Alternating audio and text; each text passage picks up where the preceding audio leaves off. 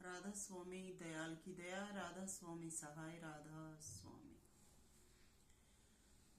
सभी भगवत प्रेमियों, सत्संग प्रेमियों, सभी को सविता राधा स्वामी का आशीर्वाद, प्यार। आज का मालिक का संदेश सभी को स्मरण कराया जा रहा है कि आज के इस धोखे बाज युग में किसी का विश्वास न करें। अपनी करने को प्रबल बनाएं और अपनी मेहनत ईमानदारी का कमा कर खाएं और मालिक का ध्यान, मालिक के जो आज्ञा है, पूरी प्रकृति में ही जो नेम नियम है, कानून है, उसको ध्यान में रखते हुए जीवन जिए। अब क्या बताएं, आज के इस युग में सभी तो संत महंत महात्मा बने बैठे हैं। हर कोई सत्संग सत्संग चिल्ला रहा है, लेकिन सत्संग क्या है ये किसी को मालूम नहीं है। एक दिन की बात है, क्योंकि जिक्र अपने ही घर का किया जाता है, दूसरों का करें तो अच्छा नहीं होता। हमारे ही सत्संग में मैं भी सेवा में थी और दूसरे भी थे।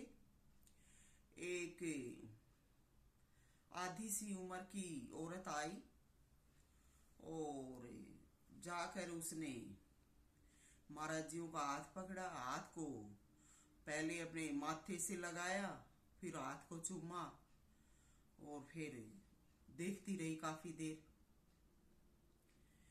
मैंने अपने अंतर में मालिक से सवाल किया कि ये क्या है। मालिक मेरी तरफ हंसने लगे। उसके बाद जब वो स्टेज से नीचे आई, थोड़ा आगे चली गई, मैं उसके पीछे गई। मैंने उससे पूछा कि तू ये महाराज जियों के हाथ को ऐसे क्या कर रही थी। कहने लगी कि मैं अपना स्वामी मानती, अपना भगवान अपना स्वामी मानती हूँ। तो मैंने कहा ठीक। मैंने उससे कुछ नहीं कहा, लेकिन मैं अपने दिल में कहने लगी और मालिक ने भी मुझे यही कहा कि इसको ये जवाब देना था कि आज तो तूने ये हाथ पकड़ के चूमा है और कल को तू इसको अंदर कमरे में लेके भी चली जाएगी, क्योंकि तू इसको अपना मालिक, अपना भगवान, अपना पति की तरह से मानती है। तो आज ये सत्संग है। अगर मैं उसी वक्त कहती तो मेरे साथ क्या पता क्या क्या दुश्मनी करती। और जो सेवादार हैं वो उसको खड़े देखते रहे, किसी ने कुछ नहीं कहा। देखती मैं भी रह गई। तो ऐसे जो होता है ये सत्संग नहीं है। मैं सविता राधा स्वामी तो जब भी सेवा में होती हूँ तो मुझे तो ऐसा करने वालियों से सख्त नफरत है, लेकिन मैं समय को देखते हुए कुछ नहीं कहती हूँ। पर मैंने अपने मालिक से, प्रभु से यही विनती प्रार्थना कर रखी है कि जो भी ऐसा करती हैं तो उनको कोड से ग्रसित करना। उनको जब तक ऐसी सजा नहीं मिलेगी, उनको अपने कर्म का एहसास नहीं होगा। तो ये इस प्रकार की जो बातें होती हैं ये सत्संग में शामिल नहीं है। दूसरे नंबर पर मुझसे किसी ने सवाल किया कि पतिव्रता क्या होती है। अब बहुत सारी तो हर कोई अब संसार में अपना साथी बनाकर तो हर औरत अपना जीवन व्यतीत करती है, क्योंकि बिना साथी के जीवन नहीं है और सृष्टि भी नहीं चल सकती। इसलिए ऐसा करना धर्म का काम ही बताया गया है। लेकिन यहाँ पर भी कुछ बातें ऐसी हैं जो सबके लिए अनिवार्य नहीं है, क्योंकि कुछ है कि जो साधक होते हैं उनकी पिछले जन्मों के भी कर्म होते हैं, जिससे कि उनमें शादी विवाह के प्रति कोई उत्सुकता नहीं होती और वो आगे जन्म लेकर भी अपना ध्यान भगवत भक्ति में ही रखते हैं और शादी विवाह में नहीं बंधते। और कहीं कहीं पर देखा गया है कि जो शादी के उत्सुक नहीं होते और माता पिता उनको अपनी खुशी की वजह से बांध देते हैं, तो उनका जो पारिवारिक जीवन होता है वो सफल भी नहीं होता। तो हमें ये बातें भी ध्यान में रखनी चाहिए। समाज, दुनिया में, संसार में जीवन जीने के अनेक तरीके हैं। तो मुझे किसी ने कहा कि पतिव्रता क्या होती है। पतिव्रता तो अलग ही होती है।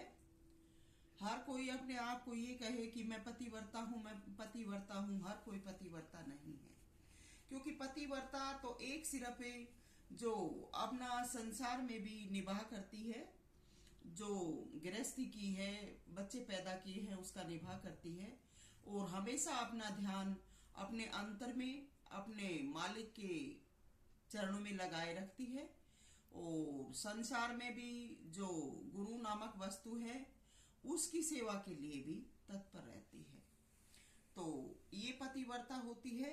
मगर जो स्त्रियां, जो गृहिणी, जो गृहस्थी हैं, वो सही तरीके से अपने जीवन का निर्वाह करती हैं, अपने पति के साथ अपना नाता स्वच्छता का बरतती हैं और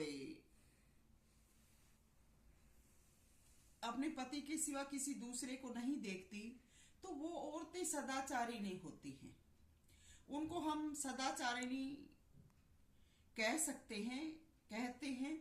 लेकिन पतिव्रता तो कोई अरब खरब में एक ही होते हैं। आज तो क्या देखते हैं कि दो दिन नाम लिए होते हैं, अपने घर में रह के अपने बच्चों का पालन पोषण नहीं कर सकती, गुरुओं से, सेवादारों से अपने बच्चों का पालन पोषण करवाती हैं और माथे तिलक ऐसा लगाती हैं कि ये ही पतिव्रता है, जबकि इनको पतिव्रता के रूंग का भी नहीं पता। तो आज का ये जीवन है।